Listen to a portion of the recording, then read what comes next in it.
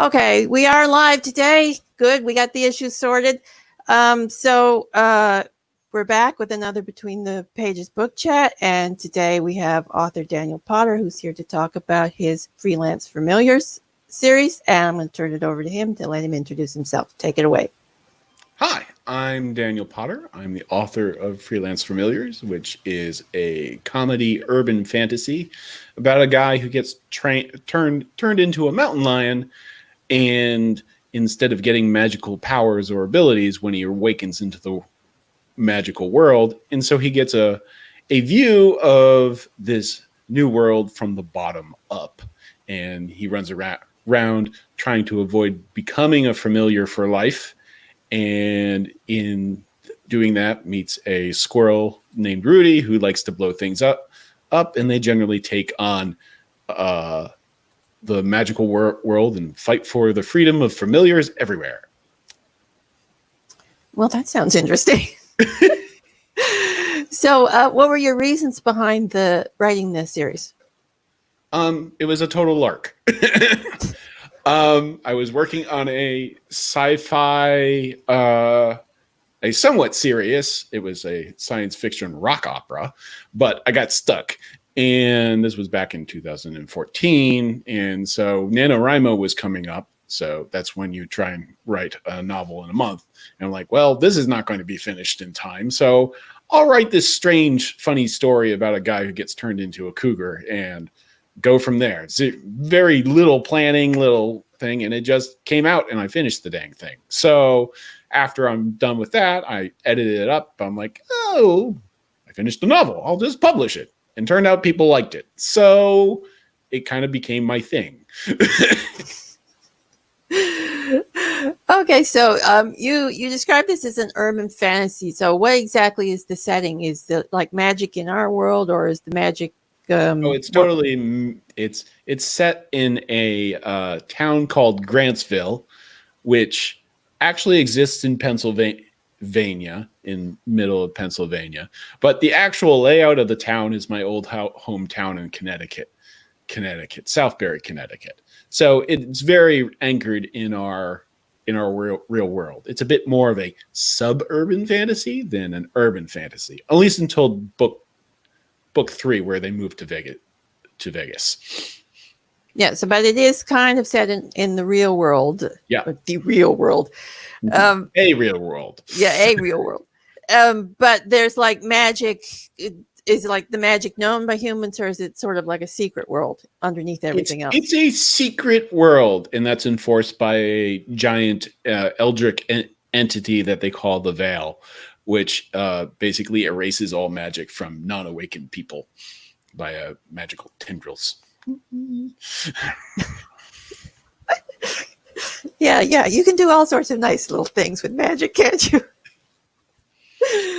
I play up all the magic is basically done via intersections of alternate universes and dimensions, and so I have a lot of fun. There's some definite sort of eldritch sort of elements to it in parallel dimensions and that sort of stuff.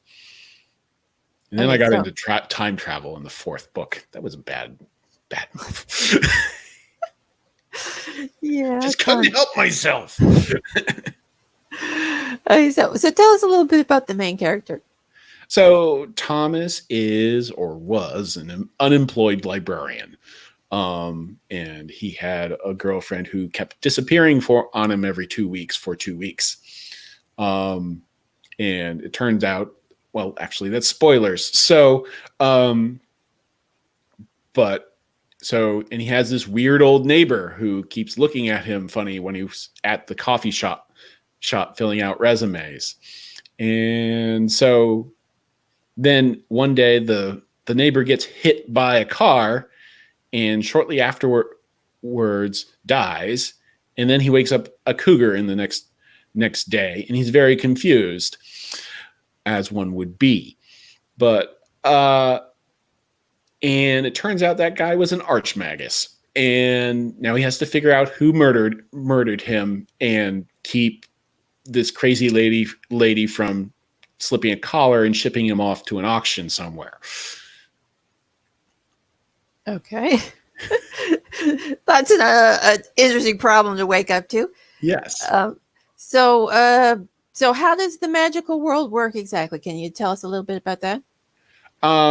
Sure. It works basically by so uh explanation point. I'm a scientist by trade, so I get really into this sort of thing, but it's basically all dimensions are kind of sandwiched on top of each other. And so basically, we're living in this giant sandwich of dimensions. And so magic works by having individuals who are connected to a different dimension, and that's called an anchor. And so Thomas was connected to a parallel dimension to a cougar, and that flip flopped, and then he's a cougar. Meanwhile, if there's another character who's a fire magus, she's connected to a plane of elemental fire, and so she can draw fire from that plane. And when they're bonded, when there's a familiar bond, they can use spellcraft and draw from any of those dimensions along their connections with practice and energy. Sounds interesting. So, is there an antagonist in the story, or is it just Thomas trying to stay alive or out of the leash? Well, there's the religious / redneck werewolves. There's Oric, who's the head of the Talking Animal Union, who runs the Familiars auctions. He's the most consistent antagonist across the series. There is Sabrina in the first book, who is sort of the one who's trying to sell Thomas off. And then, yeah, that's spoilers for the second book. But there is the Magi Society is feudal and backwards and very power makes right sort of thing, because a lot of their members are like 300 years old, and so social progress takes a long time to get to the magic world. So they're kind of all bastards. There's no shortage of things for Thomas to be outraged about and try and do something about because he's got a little bit of a hero complex. So he's essentially trying to bring reform to the magic world, is he? Yes. In later books, when he's not quite so worried about dying. Yeah. So you mentioned redneck werewolves. Can you tell us a little bit about that? That sounds interesting. So the werewolves of Freelance Familiars world are a little different, as in they are moon connected, but they shift on a continuous spectrum between human and wolf. So they're 100% human during the new moon and 100% wolf during the full moon. And that's a slow progression. Now the veil makes it so they're only seen as human for that during those 2 weeks around the new moon. And so during that other time, they're wolves. So they're kind of like 50-50 instead of one night a month or something. And in this case, the werewolves are basically hired by somebody to come after Thomas, and they've got a god that's telling them how to do that. And so there's some family dynamics and that sort of thing as that Thomas has to exploit to survive that encounter, which involves a pregnant werewolf. So that's fun. There's a tease if I ever heard one. So don't mess with Tallow and her babies. Don't miss. What is Thomas's worst trait and what's his best trait? Thomas is stubborn. It is both his superpower and sometimes his flaw, as in he's basically kind of like he knows what he wants, but He doesn't bend sometimes a bit about it. He's yeah, that's Thomas. Okay, so what is was the hardest type of scene for you to write in the series? Hardest type of scenes. Action scenes. Action scenes, keeping track of where everything is and making sure it's all comprehensible always takes me double or triple what it should compared to my normal writing speed.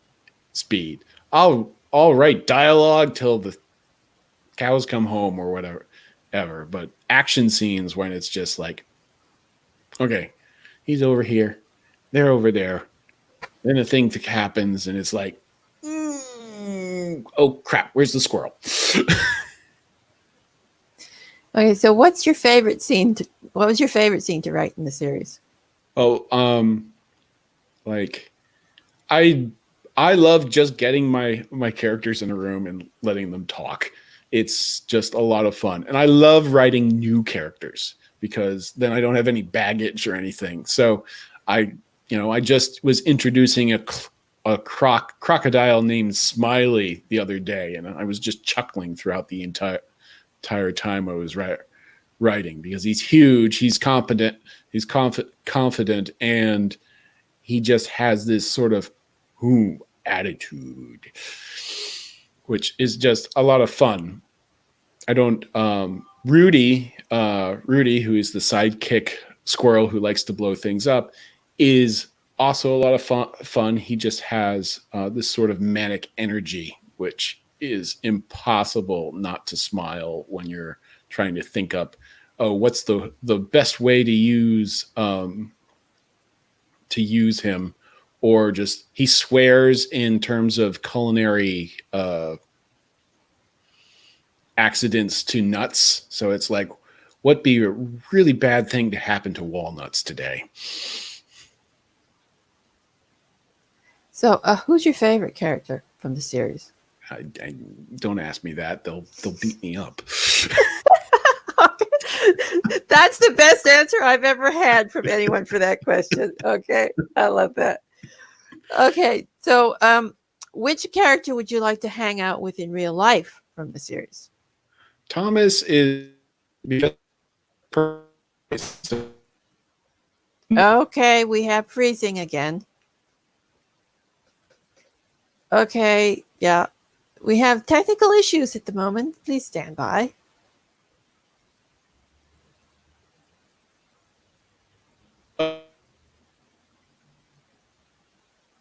You. Hello? Yeah, okay, you're back, are you? I'm back. Okay, yes. Yeah, your video's lagging a little bit here. So could you answer that question again? What was the question again? It was, who would you like to hang out with in real life of one of your characters? All my characters are really too dangerous to hang out with.